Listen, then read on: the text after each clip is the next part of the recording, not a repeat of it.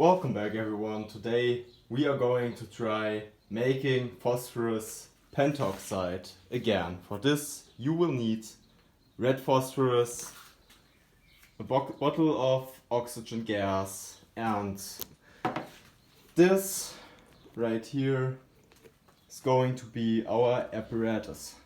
If you look closely, you can see that in here we have a small crucible fixated to the top of our round bottom flask via a copper wire, and in here I just have some glass wool and some calcium chloride.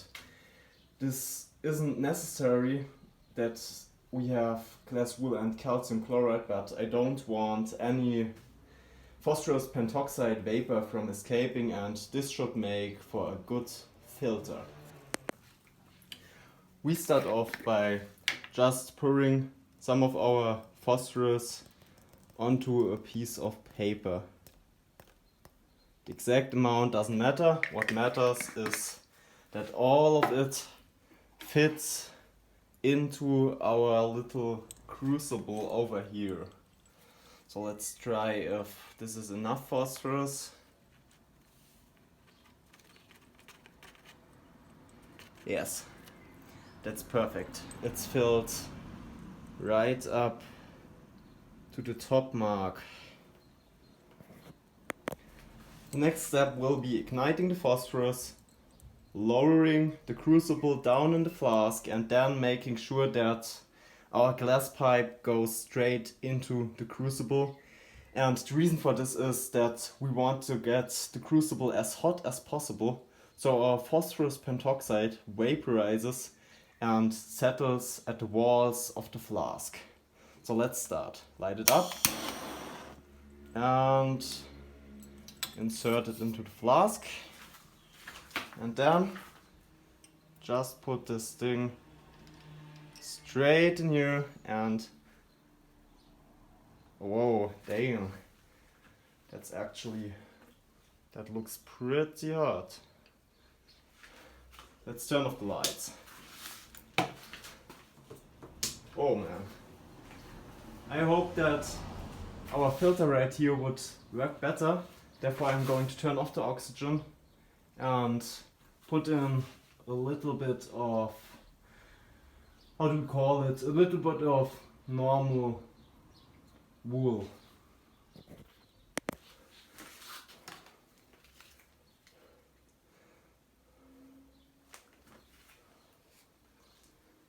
Let's put that in here, and then we are going to start our oxygen flow again.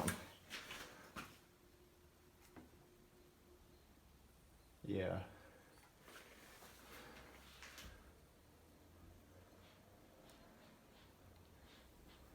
You have to know, I am currently wearing a P3 filter mask, and this mask should be suitable to prevent any phosphorus pentoxide vapors from entering my lungs. You definitely don't want to breathe phosphorus pentoxide in.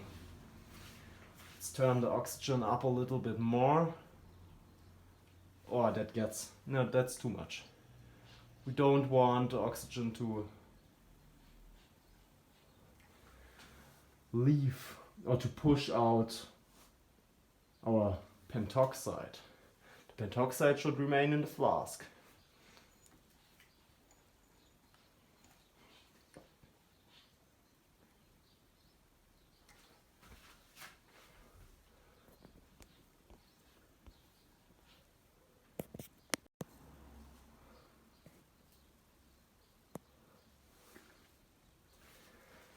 I have to say that this looks really cool. Oh, that's too much again. Our yield will be lower if we turn up the oxygen flow too high. Therefore, we have to find the right ratio for this. You know what, maybe I could have actually swapped this out for a plain glass stopper with some sort of attachment for our copper pipe. If enough oxygen is consumed, and oxygen is consumed, because phosphorus pentoxide is a solid, we shouldn't get any gas expansion, and therefore no overpressure should build up in the flask. Oh, that's too much again.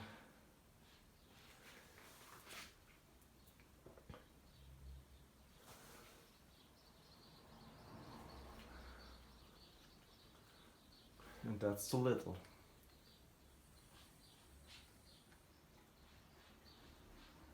Why isn't it burning like it should be?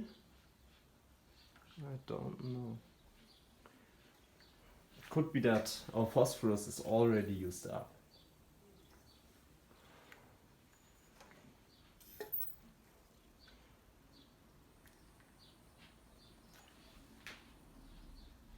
Yes, it really looks like that.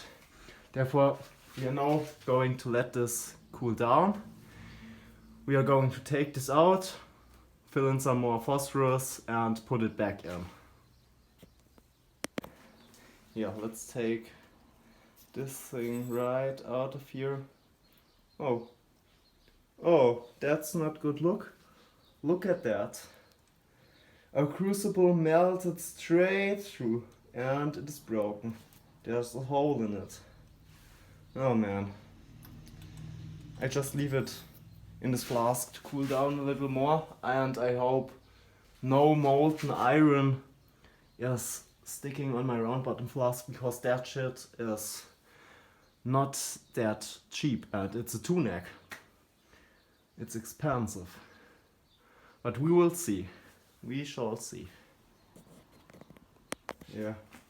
Let's take it out again. Put a little bit of aluminum foil on here. I don't have a stopper right now, so but this should do the job. This should do the job really well. Oh man, just look at this damage done right here, and in here we have some phosphorus pentoxide. I don't know if you can see this. It looks a little bit like mold. Let's see what we get out of this flask. Oh man. This is sad.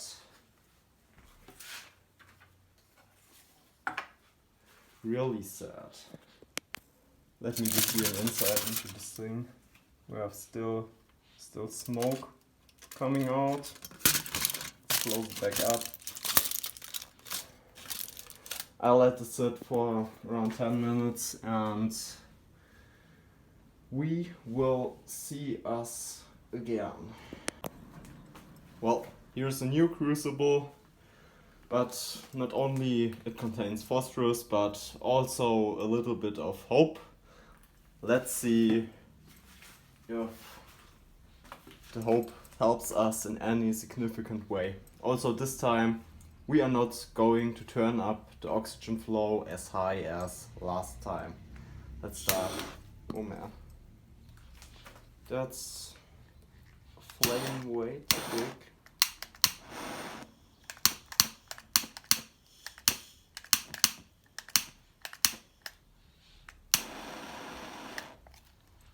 That's, yeah. Looks pretty good.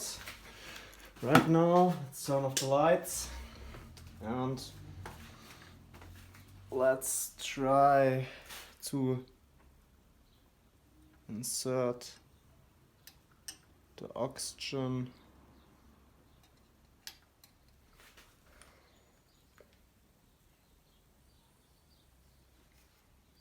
into the reaction chamber. I actually don't know where this thing right here is. That looks a little bit better, but we are not going to turn up the oxygen as high as last time. Oh man, Yep, that's...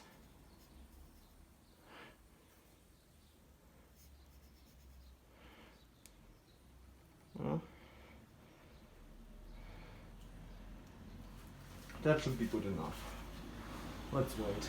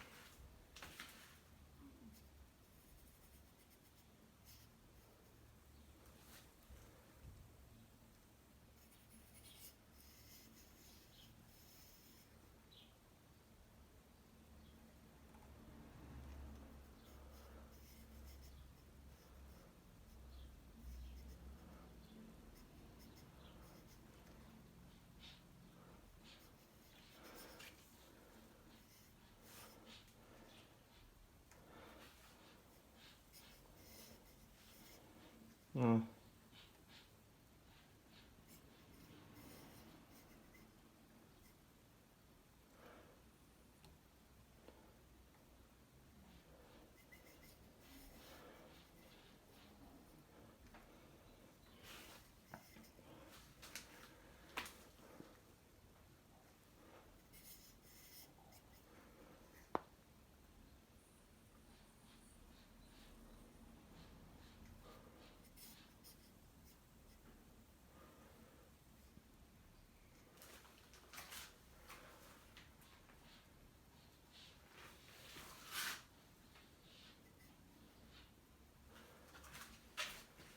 That's too much.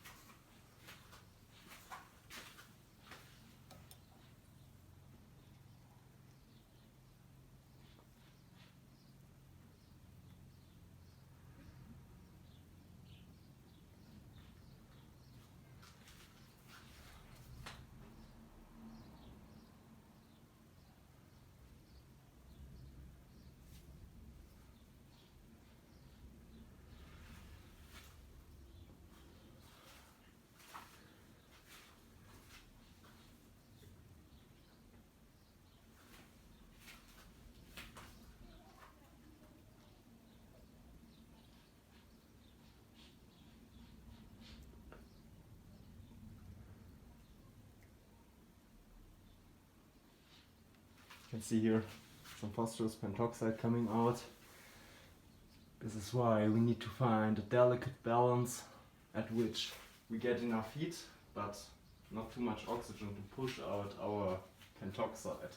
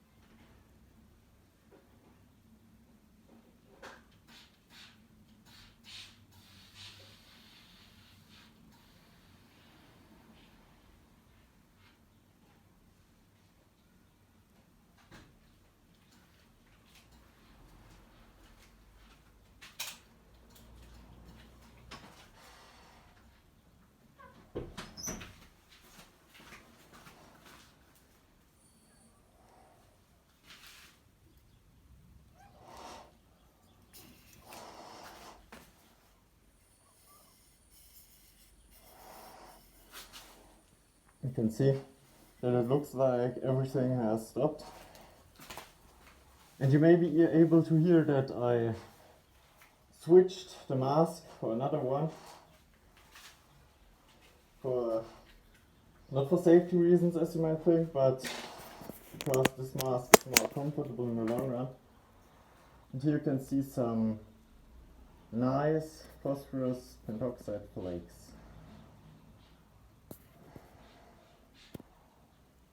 Let this flask cool down and then we are going to remove this. Now that everything has cooled down, it's time to collect our phosphorus pentoxide. Therefore, we are going to get rid of all of that up here. There's a lot of phosphorus pentoxide here. Let's get that thing here out. Perfect.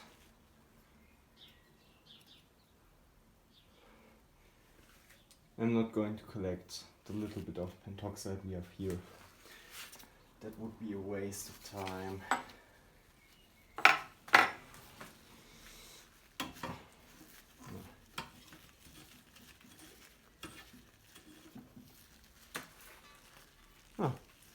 Looks pretty great. Let's put some foil on here.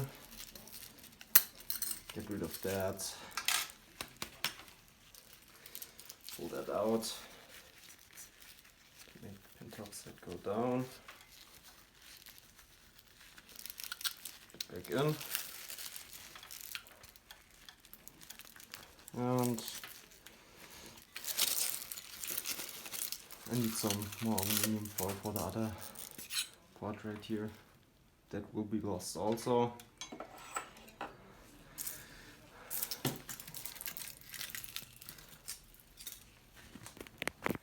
Let's shake that stuff up a little so that is not sticking on the walls.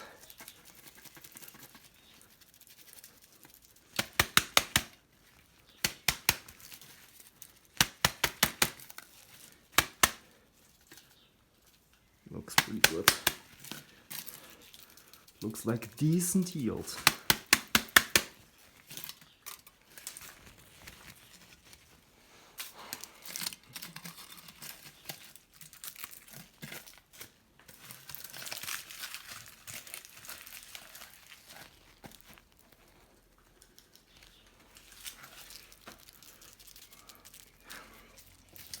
Yeah, perfect.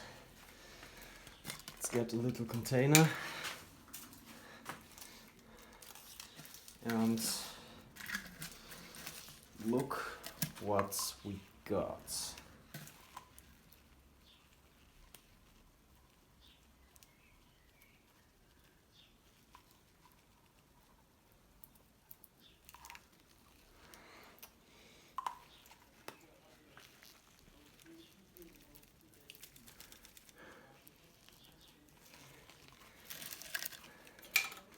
A little bit of pentoxide, using a glass rod or glass pipe, which it is not a rod, it's pipe. Oh man, you can try to scrape some of the stuff from the walls. Get more.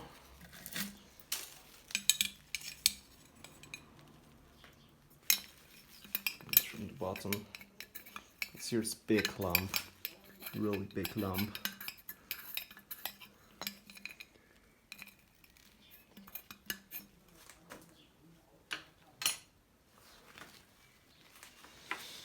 And we are going to collect that too.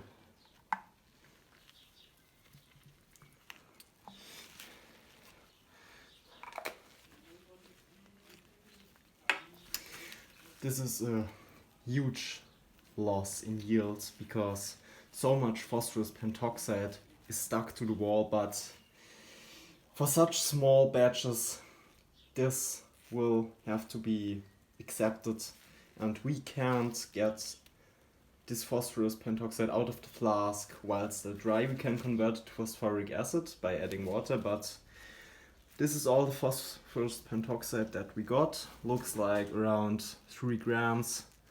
Not a good yield for such a small pentoxide synthesis, but it worked better than last time. So if you like this video, feel free to give me one of these and consider subscribing to my channel for more of this. Wish all of you a nice day. Until next time. Bye.